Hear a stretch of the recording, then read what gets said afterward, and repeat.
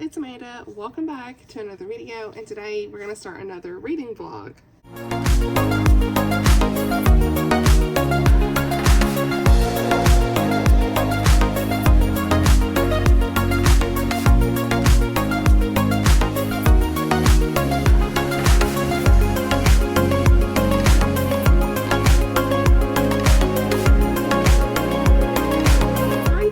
I just want to say, and again, thank you for your comments on my mid-month wrap-up, my honest review arc chat, rom-com chat, like all the things. Appreciate your kindness, and just, you guys know my heart. You've been here for a long time here on the channel, most of you, and you guys know me. You know my heart and my intentions, and it just really meant a lot that you guys cared about the honesty on the channel, and like, this is why I do what I do. And so many of you said, hey, I just really appreciate you saying this, because all these things, because I do check Goodreads for your reviews, or some had never even commented before and this was their first time commenting, and like, those things just mean so much. Like, it means the more than anything on this channel. That I was gonna go actually look at some more of the comments here. Just so many of you are like, thank you for your honesty and wanting to be honest on book reviews. Like, okay, Ashley, hey girl, when I look at books on Goodreads, I see your review and really base my reading off of that. So I appreciate you following your convictions and staying true to yourself and your faith. I appreciate your willingness to be honest, and that means just so much. That's all I can say. So thank you again for anybody that left a comment. I've just got to catch up on a few of these comments here. I tried to respond pretty real time there and whatnot. So yeah, I wanted to do a reading vlog though, to just kind of kick off this weekend. I have a video scheduled for Monday. It's going to be the vlog for Gelato at the Villa. There's lots of emotions. So it's already out when you're watching this, whenever this is coming out. This may be a Thursday video, who knows, probably. So if you haven't seen it, I will link it in the card and down below. But that was a very emotional time, so thank you for being here for that. But for this video, I did just finish a book I want to talk about, and we'll just kind of talk about what I put it on.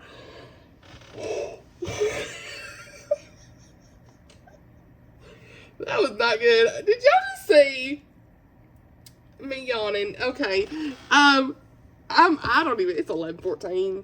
Wait a minute. For this, we're going to talk about a book that I just finished, okay? If I don't fall asleep first, okay? That was so real. And then we'll talk about some of these other books I'm currently reading and on the TBR and whatnot. So yeah, first and foremost, let's talk about this book I just finished, you guys. I don't own it physically. Picture will be on the screen. I have it on my e-reader, but it's just gonna be easier to put the picture on the screen, and that is Ransomed Love by Goodwin. You guys, if y'all seen my favorite books of last year, you know that her book Reckless Love was a favorite book of the year last year. She is a Christian indie author, and I'm just so impressed with her writing. I'm impressed. It's giving Francine Rivers to me. Like, some of these books are just, I don't know, they're so in depth. Like, there's something with her writing. They are biblical retellings, okay? But this one, Reckless Love, is a biblical retelling, and it was more like Sarah, Abraham, that kind of story, and Hagar, all that stuff. Inspired. It's retelling, inspired. It's not the direct story of them, right? Like, when I say it's retelling or inspired, what that means is it's a modern day story that is told that has some of the similar storyline to, like, in this one, Ransomed Love, was Samson and Delilah. And you could totally see the biblical retelling element in this, okay? So, just a retelling, all of that. Same thing goes for Reckless Love. It's not like biblical fiction, it's biblical retelling, inspired type of story with a modern day focus, right? Modern characters, setting, all of that. So, Ransomed Love. This is book 2 after Reckless Love. And you could read them independently. They don't have to be read next to each other. But this one is about Grayson and Dahlia. And this had so much faith content, the redemption. If you want a heavy Christian fiction book, like Kate's books really, I'm telling you, this is honesty. I mean, I've read these for review, and I ended up purchasing physically because I wanted to own it for my shelves. Reckless Love. I loved it so much. I'm going to have to purchase a copy of this for my shelves because I want to own my favorite books. There's something about the way she writes faith content that I love, and the gospel is front and center every time. So I'm looking forward to book 3 that comes out whenever, well, I guess it'll be probably in the next year or so. This, hopefully next year, just like last year was Reckless Love and this year's Ransomed Love. So this was set in Tennessee. We've got he falls for her, he prays for her trope.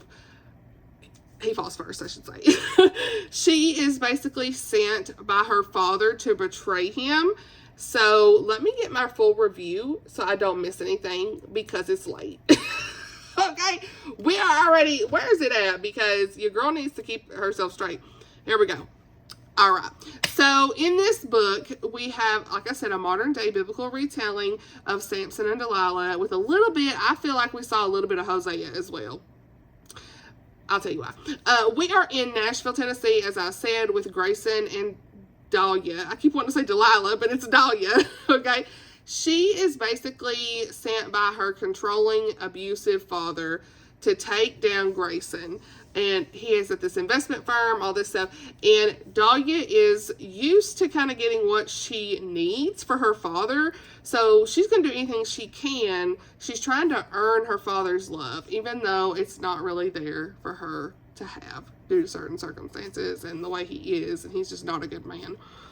Her mother's very passive. It's not a good situation. So she ends up taking this job to work for Grayson, and she doesn't expect to fall in love with him. She doesn't expect to fall for the town, his family, the church. They go to church. Like, she doesn't expect all of this, okay? But the Lord is pursuing her and Grayson both, really, in this book very heavily. We see more of a gritty, I would say it's more gritty Christian fiction with some, because it has some mature themes. I'll tell you all the content here. But it was real. It was raw. It'll make you cry. It has a salvation, come to Jesus moment, coming back to the Lord moments. It's just one of those, like, real, that's why I compare her to Francine in a way, because, like, these are real stories. Like, it feels real. Okay. But there's just something about the way that she can reveal bit by bit the way that God is speaking to the characters and leading the characters and how they are relying on God, or maybe they're not relying on God and they need to come back to him. So yeah, we saw, like I said, them going to church as well. And I feel like this was such a good biblical retelling because we could see easily the story of Samson and Delilah with, like, the betrayal and the heartache. But what Kate does is she turns it into this full redemption story in Jesus. So I don't know. I don't have anything else to say. I have so many favorite quotes I could read you guys, but I did, like, graphics and stuff on Instagram for this with all my favorite quotes on my blog. It's just, I may read you a couple here in just a second. I don't know. It was really hard to see Dahlia go through everything she went through with her mom and dad. Like, her mom, like I said, was so passive and all this stuff. We're almost 8 minutes in. I'm still talking about this. hey, girl. Get ready for another hour at this point. But what Dahlia finds, like, she was just wanting acceptance. This girl was just looking for love in her family and to belong in a family. And she finds it in our Savior.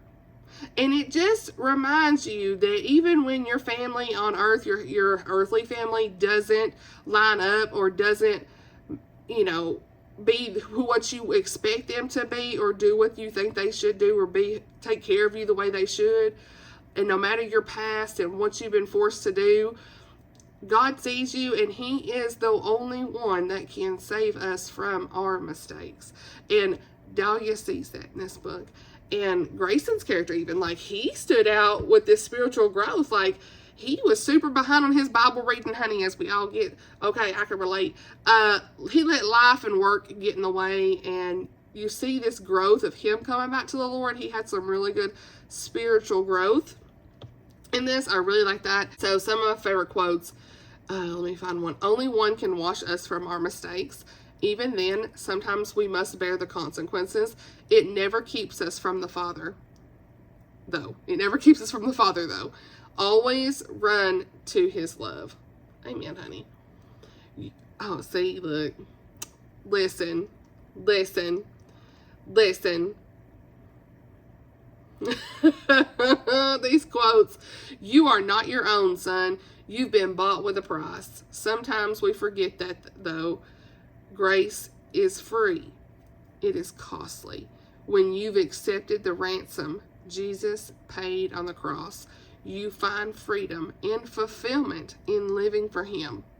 Everything else, well, it all starts to feel dissatisfying when you're not walking in your calling. Like, there was so much, and the thing I'll say is, let me find it. The other quote talks about, like, the town or whatever. It says, Hatcher Hollow is the kind of town where you can just be who you are. It's not perfect. People have their problems, but they love each other. They care. And when we mess up, we say sorry. I love that. I love that, because I think we were like in this big city, right? We're in this city. There's also like the small town elements. It's like a big city and a small town. So love Hatcher Hollow. Love that. Okay. So content. Let's talk about content. So in this, there is no language. There was no explicit sexual content, specifically kisses only when it came to the actual romance bits. But there is mentions of seduction, like seductive actions. There is like a very toxic, abusive relationship with her father. And like I said, her mother, who is very passive.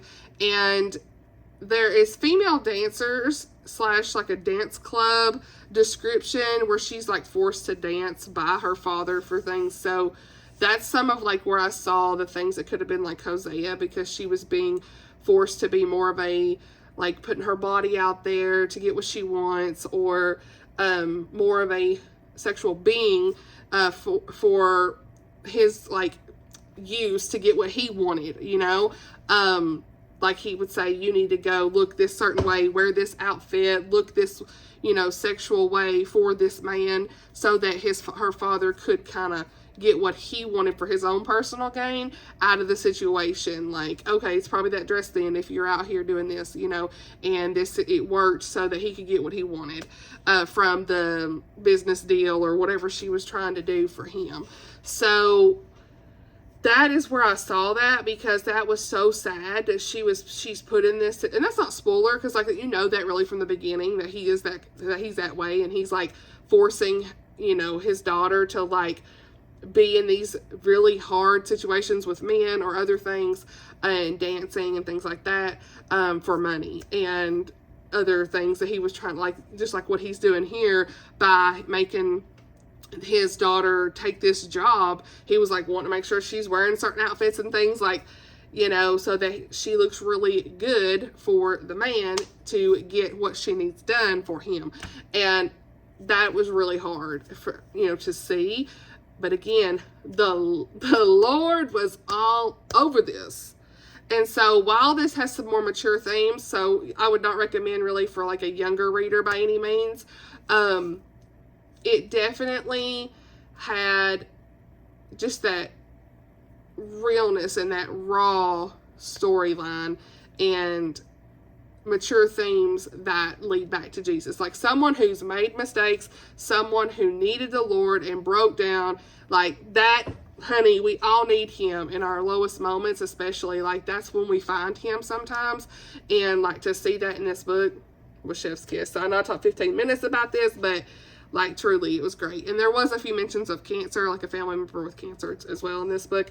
That's what I could remember. If there's anything else, I'll add it to my review, but right off, that's just, I guess, the whole full review on that. So y'all done got the update on that one. We'll talk about it again in the end of the wrap up, but this will be like more the detailed discussion, about 15 minutes or whatever. I guess it's more like 10, whatever. So anyway, love that. I did read that for review. The author did send that to me to read and review, but that's my honest opinion. I do recommend it. Just be aware of some of the content if that's like okay for you.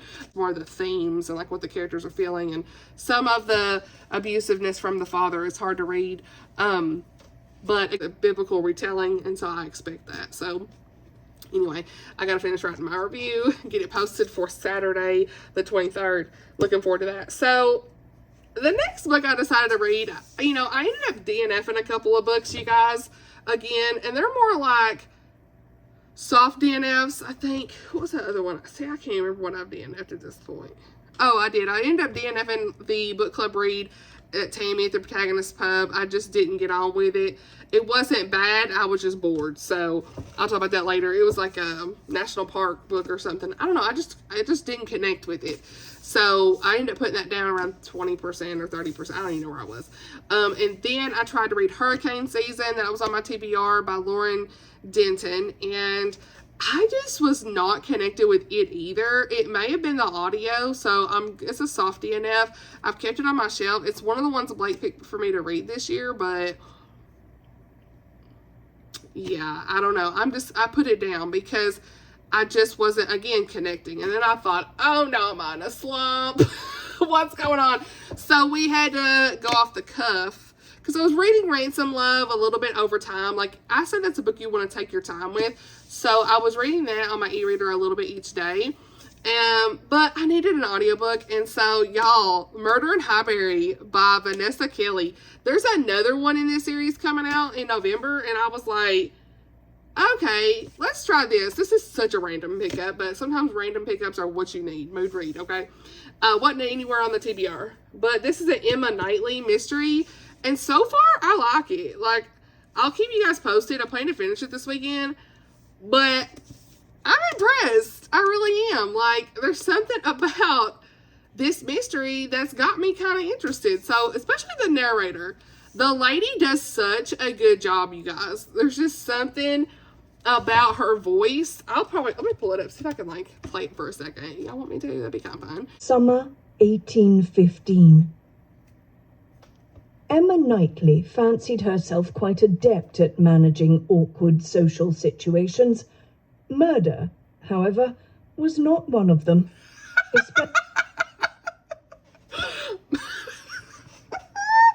That sentence! Let's go! I've never read Emma. I know nothing about them. So I'm probably going to spoil myself. I don't care. By the time I get to Emma, it's going to be out the brain. We all know Emma and Mr. Knightley, are together. I already know this. So anyway, but that's so slow for me. I have to listen on like 1.75 or 1.5. 1.5 is like this. Especially murder in their village church. Those circumstances struck her as particularly awkward. Yeah, that's better. So I've been listening on like 1.5 on that one. Because I still really like her narration and I don't want to like lose the story, right? But anyway, let's get the light back on here because I had like my Goodreads where you can see me a little better. But this is about this woman, essentially. I don't even have a whole lot to say yet because I'm still like 30-something%, I know. But see, I'm trying to click on stuff. Goodreads. Anybody else? I'm loading Goodreads and the banner does not load. So I'm clicking on the book and the banner loads and by then I'm clicking on the banner. No. So this is a year into her marriage. Okay, obviously Emma's marriage to Mr. Knightley. And which obviously, again, Emma, we all know she and Mr. Knightley. So I don't feel like that's spoiler. At this point, we ain't spoiling no Jane Austen, okay? But she is like more independent, I guess. So I don't really know her character or anything about her.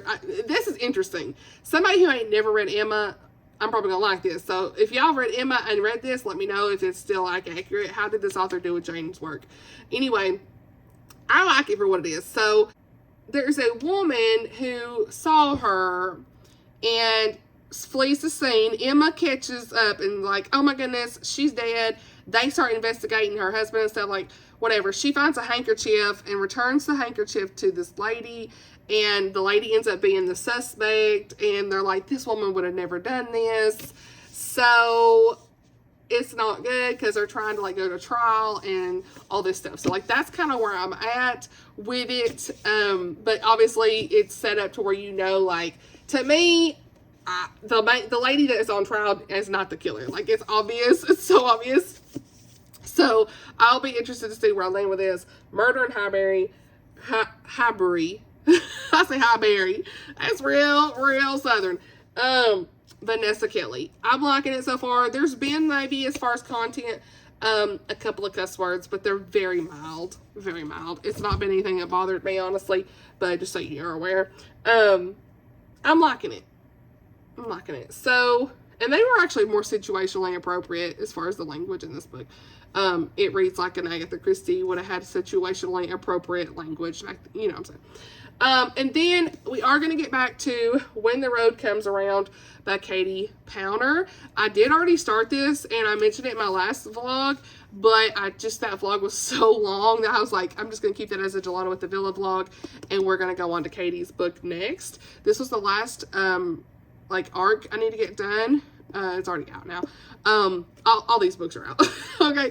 The Ransomed Love actually came out yesterday, so I've got to get my review up. So glad to finish that, and you can actually pick that up if you want right now. But Where the Road Comes Around came out early in August, and I haven't had time to dedicate to reading this. So we're going to dedicate some time this weekend to that as well. So we'll see where I end up. That's the weekend TBR. All the good things. That's all I had to share with you guys, a good 20 minutes or so. And I'll just come back with updates here or there throughout the weekend. It's probably not going to be a very exciting vlog.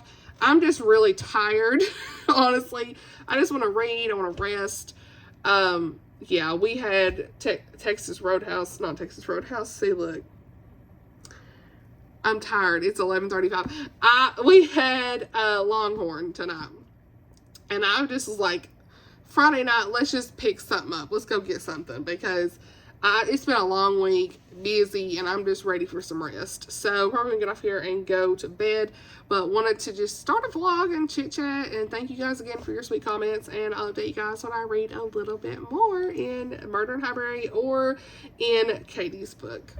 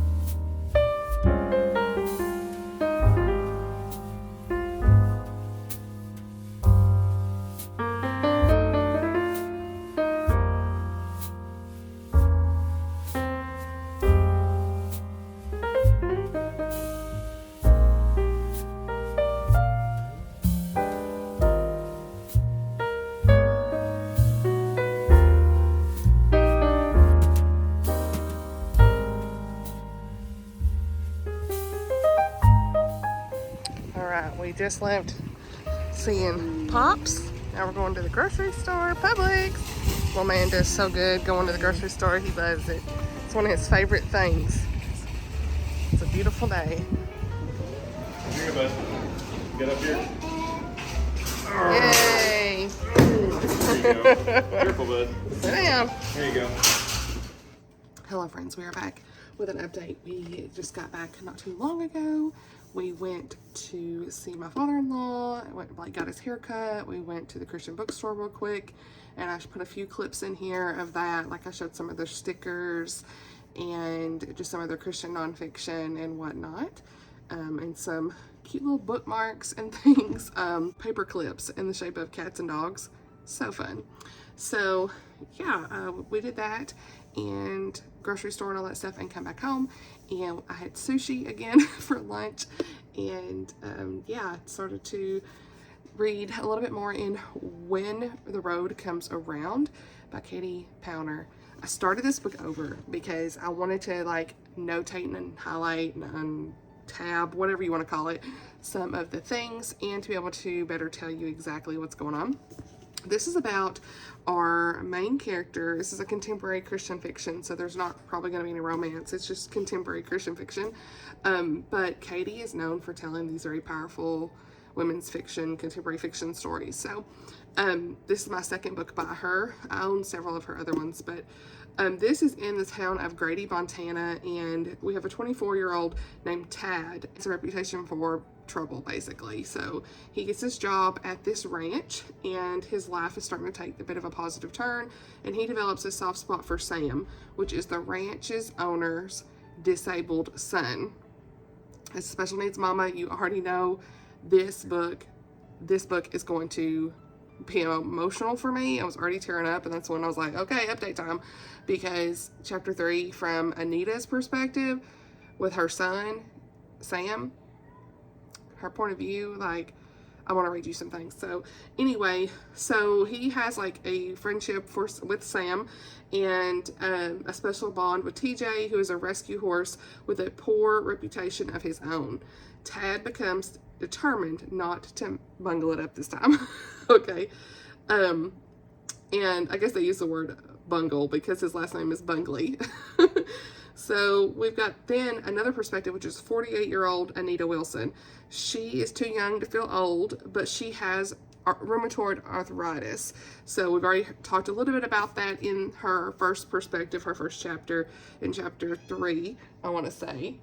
Sorry, I had to let the cat out. So anyway, Anita has rheumatoid arthritis, and she and her husband own the ranch.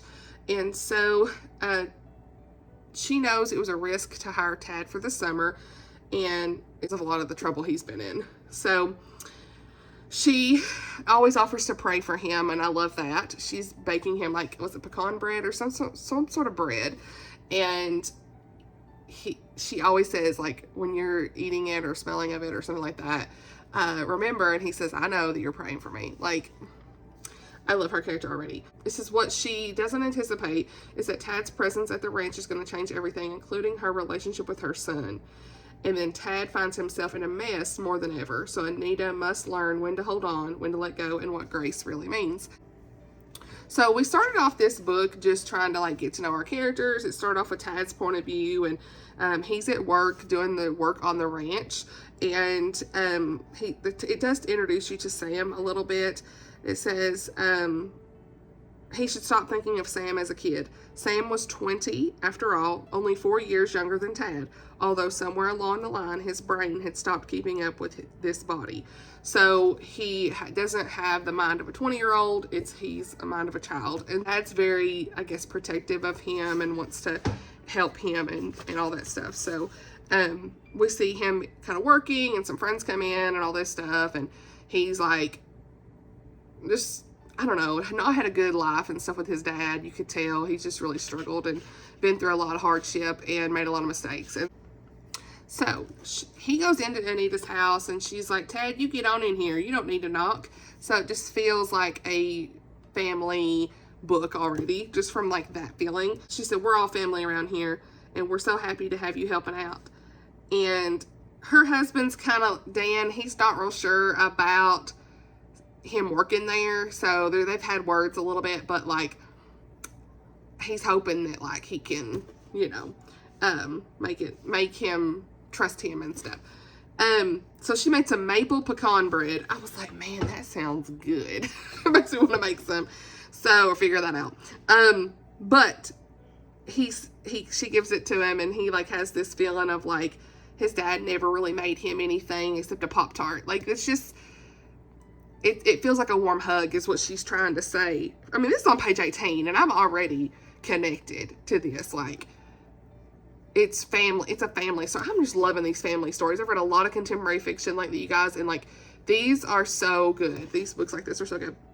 So she says, see, it's like getting a hug, and every time you take a bite, I should remember you're praying for me. I know. And I love that. Like, the introduction, they are connected. Like, you can see that she really cares. This woman, chapter 3, though, and when I read some of this part out loud, I'll be crying. I know, I'll be tearing up. But as a special needs mama, my son's autistic, for most of y'all know that, and he's doing well. We don't know what his level of autism is, but he is non-conversational for the most part, but he is getting a lot better. Like, he's made a lot of progress. So he's 6 years old, 6.5. We don't really know where he's going to be, but he is in a special education classroom and does such a good job. Like, he really is made a lot of progress. But I mean, I can't help but relate to her. So in chapter 3, there's one part, and I'm going to pull up my Kindle for this because I highlighted some of this. So she's the woman that helps everybody. You know, like, she is the woman that takes care of everybody. It just feels that way. And I can also kind of relate to some of that too.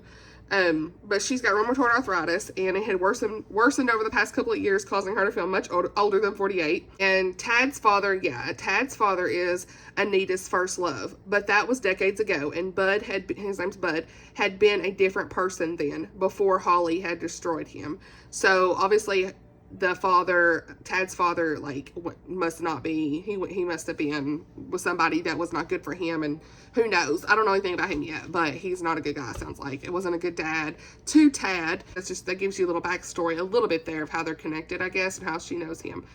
Someone calls, and they are having their third grandchild. Her friends, I guess it's her friend's third grandchild, and she wants to be happy for them.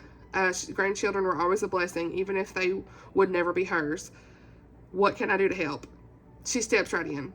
So she's covering for someone at the coalition that she works for in the morning, and all this stuff. And like, before they're like, oh, can you cover for me, whatever, and before she can even finish saying, I'll be praying for you, they hang up on her. They're like, you know, sure, I'll help you. And like, they kind of get what they want, you know. And she was just like, okay. So she starts to have the doubt, the what ifs.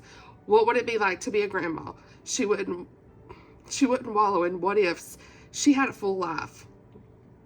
And like, that just makes me emotional anyway. Like, this poor woman, what she had been through, but she knew she still had a full life, but could not help but compare that. Like, comparison is a thief of joy, I know, but it's hard not to, I'm sure, in that situation. So she talks about how she spends a lot of time at the coalition, and it's a nonprofit outreach center for farmers and ranchers. So it's for like offering mental health support and things like that. So that really is a fulfilling job for her. And so she goes there twice a week. She prayed for every single person she interacted with through the outreach. Her heart squeezed. Lord, thank you for this opportunity to serve. And that is such an important piece. I highlighted that because this vlog gonna be long, you guys. I'm already like, what? My mind's already blown. This woman, 48 years old, her son is 20 and disabled. She is struggling with rheumatoid arthritis. She is having feelings of doubt and sadness, but she still praises the Lord. I mean, we are not even 5% in on this. She is still praising the Lord for an opportunity to serve others. May that be an encouragement to us as well, an example to us as well. And then she starts to remind herself and come back. Was there ever a woman as fortunate as her? A hardworking, godly, and by golly, handsome husband, and a kind and doting son who would never leave her as most women's sons did. Some people said Sam was touched in the head, but she knew that if he was touched by anything, it was angel wings. Like,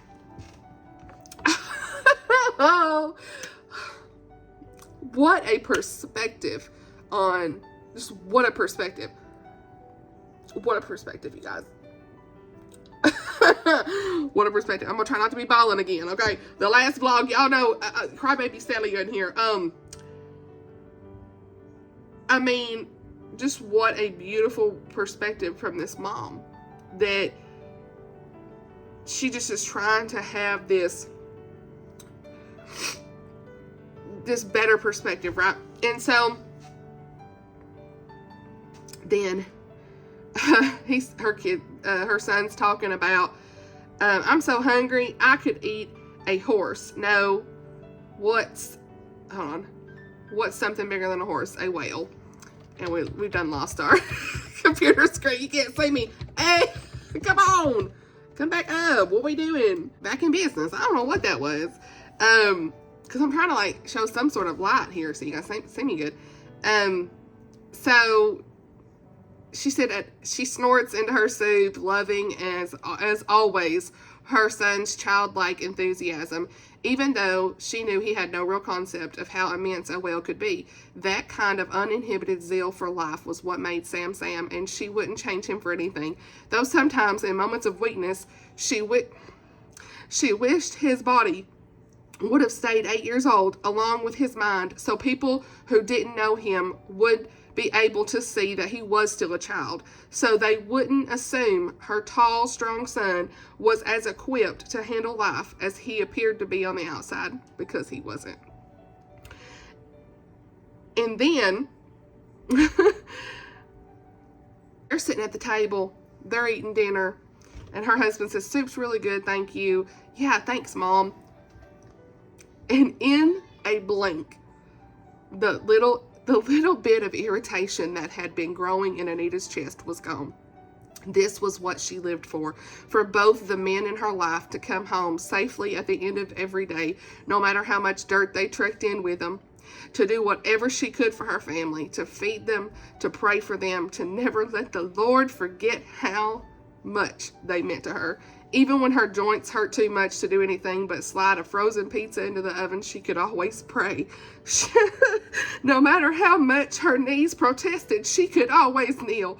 She was a blessed woman, and she had everything she ever needed in life right here at this kitchen table. Nothing was going to change that. Relatability right there. That is perspective, honey. Perspective. Oh. Perspective. This book is going to take me out, my friends. This book will take me out. Oh, a mess again. What is with these emotional books? It don't help that I'm already emotional Sally all the time. Why did I say, I don't know why I'm saying Sally, but perspective of how good God is. In the moments you feel the despair, you feel the comparison trap sneaking in, and this woman's not sitting here scrolling social media and seeing all the mess that she's got in her heart and in her life and things that she's comparing to other people and what their dreams and stuff. She's sitting at the table, being present at the table with her family, and no matter what, with her disabled son and the hardship of life and her rheumatoid arthritis, she says she can always kneel in prayer. And she was a blessed woman, and nothing would change that. Amen, honey. May we all have that. Katie Powner, you got me, honey. You got this. 7% in. 7%. That's all I had to say about that. I feel like I'm Forrest Gump. That's all I got to say about that. Okay. Woo! This is so early in the book that I had to read this to you guys to just go ahead and share, just dive in. It's 7:13 at night on the 23rd of August, and I am going to continue to read this book tonight. I need to know.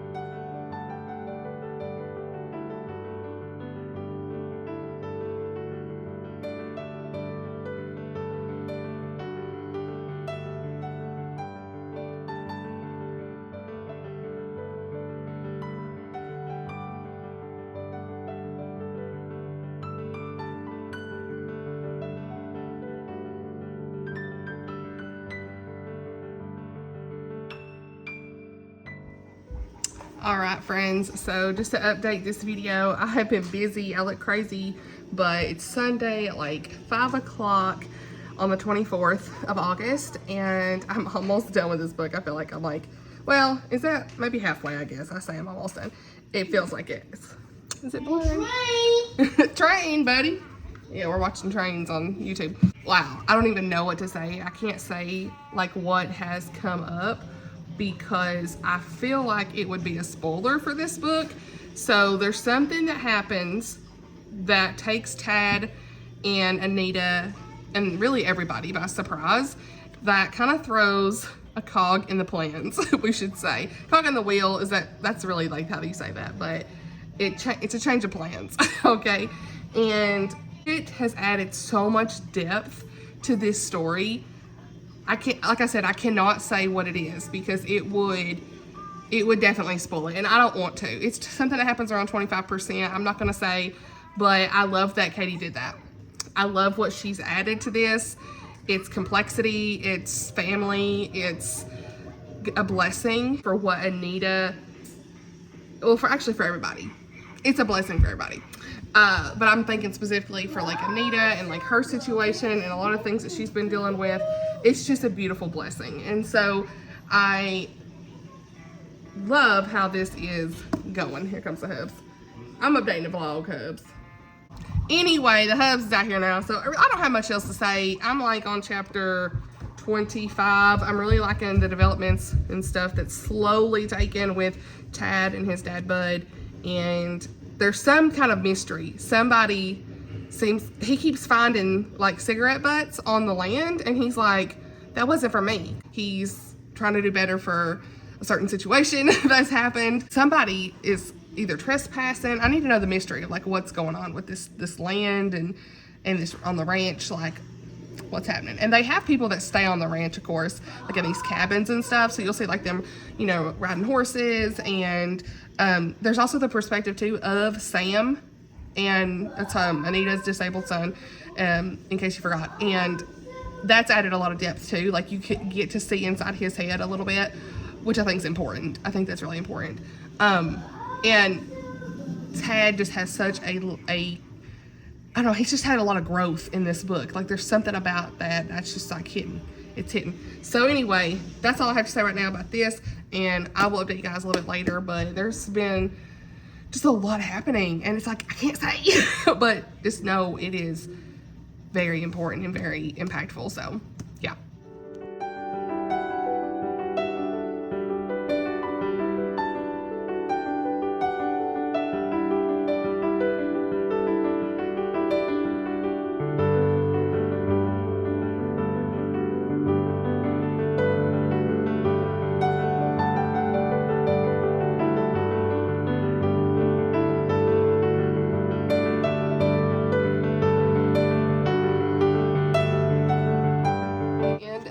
Chapter 48, page 332. We're almost done. I think we have maybe like one chapter left. This book has been just so good. I don't even know what to say. The family in this book have my heart. Like, I just love the characters. This is another top favorite book of the year. Something I want to say before I finish this book and we talk about my final thoughts, that I feel like God really just randomly put on my heart when I was talking to one of my friends about this book is, I feel like the Lord really put some of these contemporary fiction books on my heart for a reason for me to read. Like, this wasn't even on my radar in any immediate time, and I decided to review it. So thankful that these contemporary fiction books like Gelato with the Villa and this book by Katie, like, so glad that God really put these in my path, because it just feels like the reason that I meant to be reading these that had such high level of Christian faith content. There's prayer warriors in this book. We're talking about grace, second chances, praying about everything before you make the decision. Like Nita and Dan, they are like, let's pray about it. We need to pray over that a few days.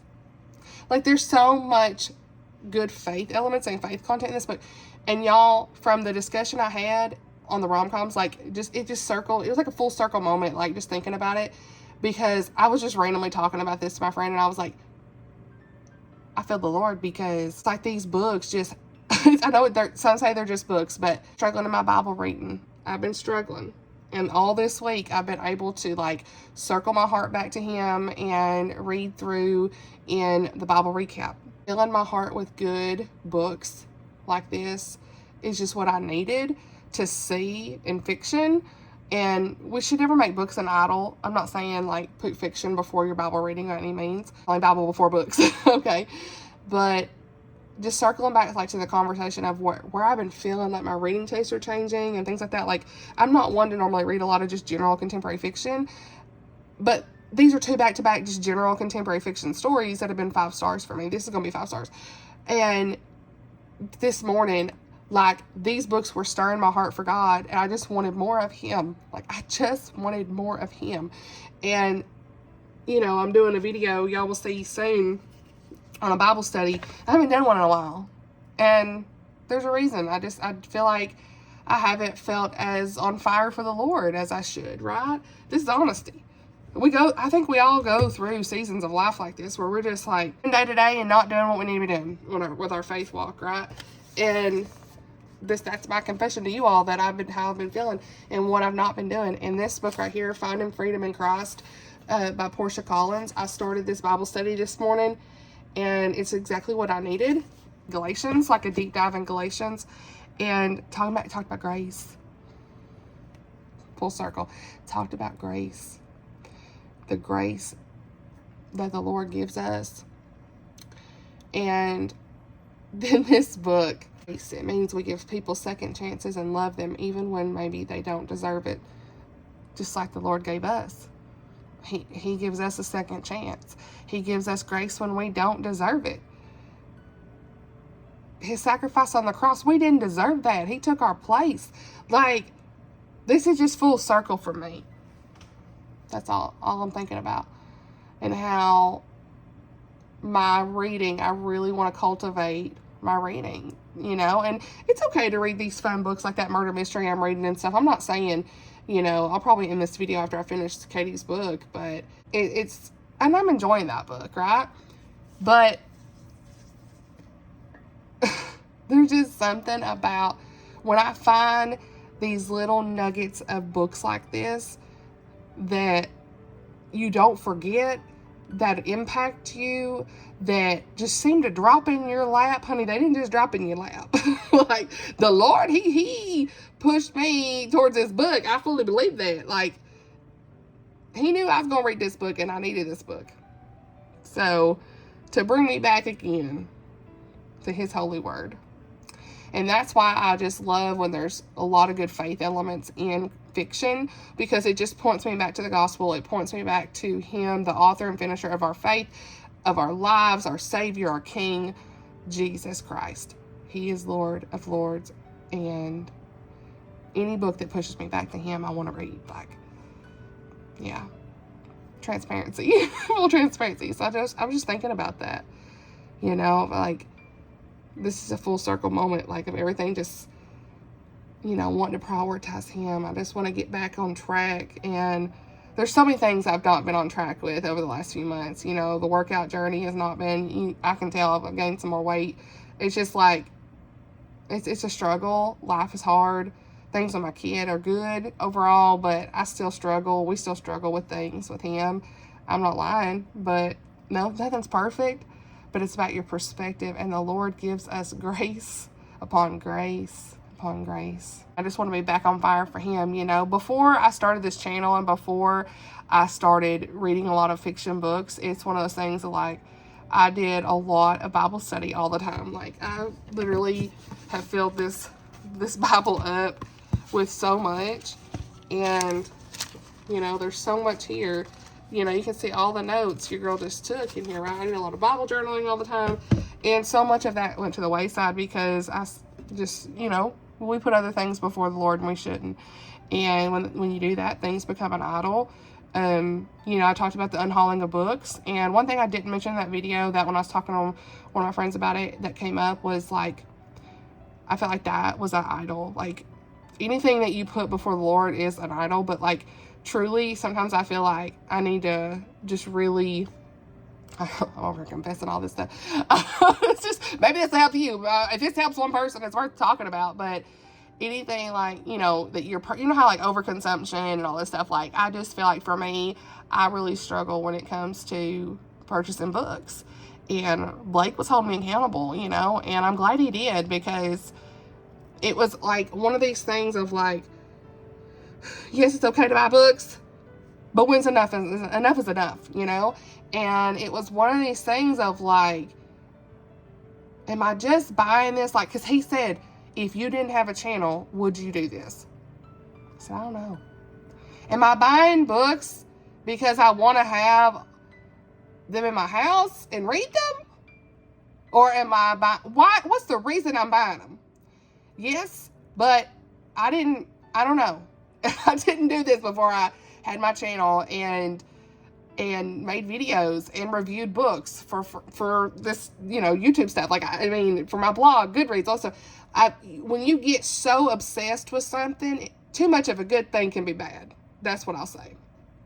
And I really felt like buying books was an idol. And like, honestly, same thing goes for like when I bought a lot of stationery and pens and all these different things. So yeah, it's just like, just an honest conversation here about, like, it's so funny how like this last couple of months, I feel like so much has just changed in my perspective. I think if you want to buy what you buy, it's fine. I'm not saying it's okay to buy books, but I'm saying, like, for me, I felt like it was too much. And I unhauled 200 plus books. They're out. Yeah, there comes Blake. Honest conversation.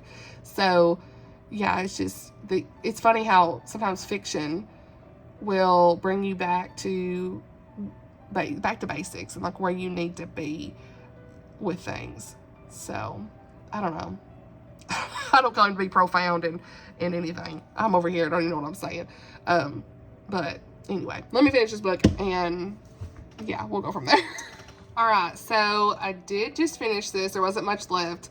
So just like 3 minutes later, hey, I'm done. So yeah, I could have just kept reading you guys about these characters. I could have a whole nother 200 pages about these characters, honestly. Like, I wish I had just a couple more chapters, to be honest with you, because it ends in a beautiful way, but like I still kind of wanted a little bit more too. So I know there's always page count though, like they gotta kind of keep it under whatever usually in these books, but I just, gosh, I would have loved like an extra chapter of some things, but it ended in a beautiful way. I loved just like the sentiment of forever. Like, I can't even say, because I don't want to spoil like what the thing is that makes this book so great. So all I'm gonna say is this book had great faith content, a really great message about grace, and just, what do I even say? I could relate to Anita in so many ways as a special needs mom myself. And I really think the way, like, she ends this book with a perspective from Sam, and that was good. I do like that, because it kind of ties us back in with a good ending with him, because he went through some really hard things in this, and she has to learn also to let go. Like, Anita had to learn to let go of certain things, and that's hard as a special needs parent, because all you want to do is just live forever. That's a whole conversation. You just want to live forever for your kid, and you don't know what they're going to be like. When they're little like mine, you don't know what they're going to be like. And there's so many conversations in the special needs community, the autism community, where parents are just struggling, and we just want to tighten our kids up in our home and like their little bubbles and never let go, because the world is a dangerous place and we're scared, and we continue to pray and just hope that they're going to be okay. And I just relate so much to Anita with a lot of those things that she was going through. And I mean, then Tad, like, he was such a good character. He had growth, he had depth, and what was just placed in his lap, if you know, you know, what was placed in his lap, he just handled it to the best of his ability. He had no idea what to do.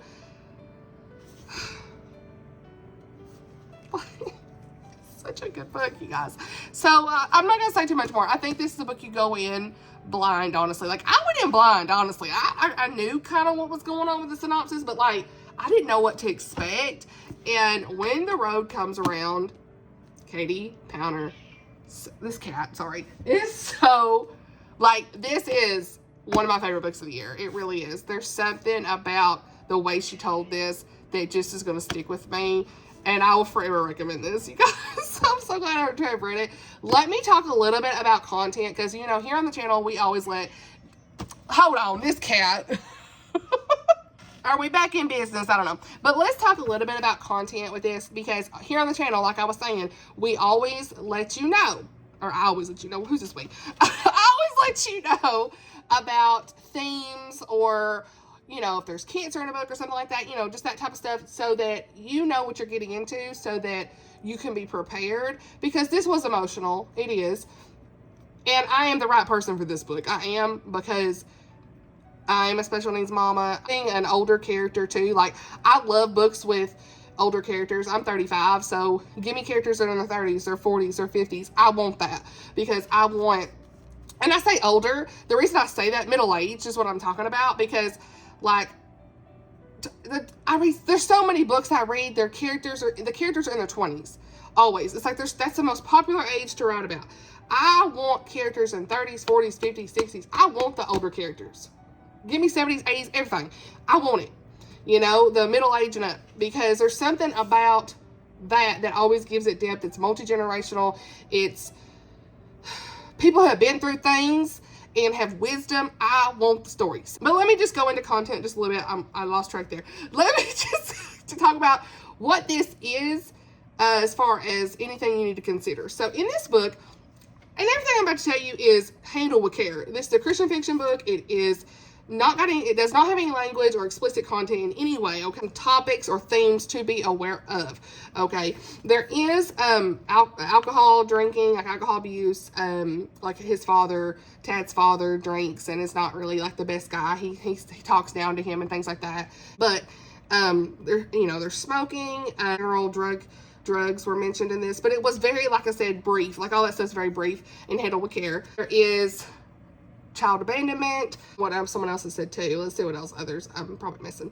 Oh yeah, there is animal death in this due to like old age. Not a tragic death, but there is an animal death. Like, did I cry? Yes, I did. It was off camera, honey, but I was tearing up. But honestly, you see it coming because it's kind of talked about a little bit throughout the book. So I knew that that's probably going to happen. Early on, they talk about that stuff. So, like, I don't feel like anytime there's animal death in the book, I mean, I'm not going to go into details about it to spoil that part, but, like, I feel like you need to know about it. Like, I want to know if there's animal death in the book. A lot of people have said that. So, that's to me not, like, I mean, I know somebody's going to say, somebody out there going to tell me I'm spoiling something, but I don't see that it's a spoiler. I'm sorry. Because it's mentioned in a lot of reviews here. You know, people are saying content considerations, animal death. Like, just be aware of that. It is mentioned. Some people say they just can't read that. But, like, to me, it was, like, it was done with care, if that makes sense, okay? The certain circumstance. And I did see that coming. Lord was all over this book. Truly. I mean, wow. I just want to go to the ranch in Montana, honey. At this point, I want to go. I want to go. Thank you, Katie. If she's watching this video, sister, thank you for this book. Thank you for this book. I really appreciate it. I think a lot of people are going to appreciate it. And I just, you know, y'all be asking your libraries. Go ask your library. Okay, I'm not encouraging you to go purchase all that stuff. I know y'all purchase, I know. But I'm not trying to encourage consumerism. But if you want to buy this, hey, I will leave the links down below for Baker Bookhouse. That's where you get it, honey. Go get it from there if you do want to go buy it. But honestly, no, check your libraries. I've already seen it on Libby. The audiobook is actually really well done. It's a male narrator, and you don't see that a lot. And so I did listen to that. It's on Everand as well, if you have that, which used to be Scribd. It is on there. And so I used one of my little borrows for that to, like, listen while I was cleaning a little bit today. 5 stars. Cannot wait to write my review, you guys. I'm going to try to get this video out on Thursday. Today is Sunday night on the 24th. My Gelato at the Villa vlog comes out tomorrow. And now I'm crying all week in these videos. I hope nobody thinks I'm a crybaby. I mean, like, is it awkward if I'm crying in a video? Do y'all not want to see that? But I feel like that's a raw emotion. I'm okay with it. Like, I want to know, what are you really feeling when you read the book? That's the whole purpose of a vlog. So, Murder in Highbury, Vanessa, Kelley. I will get back on this, but I'm just going to go ahead and end this video. It's long enough. We're going to wrap this up. Thank you so much for watching. I'm so sorry if I missed anything that I wanted to say. I don't even know where I'm at. I don't even know what this footage is going to look like, but I ain't got no makeup on, looking crazy in my jammies. Hey, girl. You are not surprised, are you? Grateful for each and every one of you who watches the videos, takes time to comment, like, all that stuff, and subscribe as always. So, but thank you guys for watching, and I'll see you in the next video. Bye, y'all.